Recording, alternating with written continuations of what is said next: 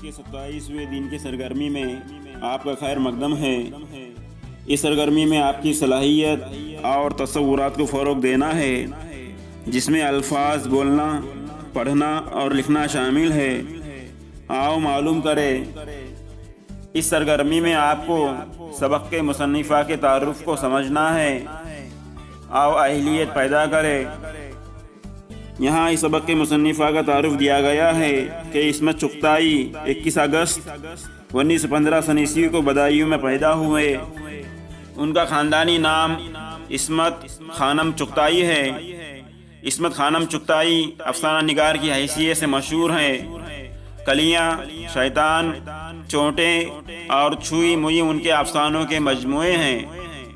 ٹیڑھی لکیر اور خطرے خون ان کے مشہور ناول ہے۔ ان کی کہانیوں میں خواتین کے بول چال، رہن سہن اور ان کی خواہشوں اور تمناؤں کی بھرپور عکاسی ملتی ہے۔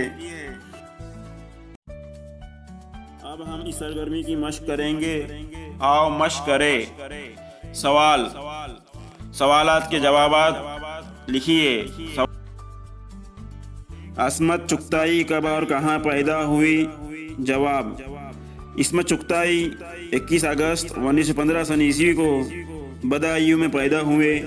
سوال نمبر 2، ان کے لکھے افسانوں اور ناول کے نام لکھیے۔ جواب: کلیاں، شیطان، چونٹیں اور چھوئی موئی افسانوں کے نام ہیں، جبکہ ٹیڑھی لکیر اور خطرہ خون ان کے مشہور ناول ہے۔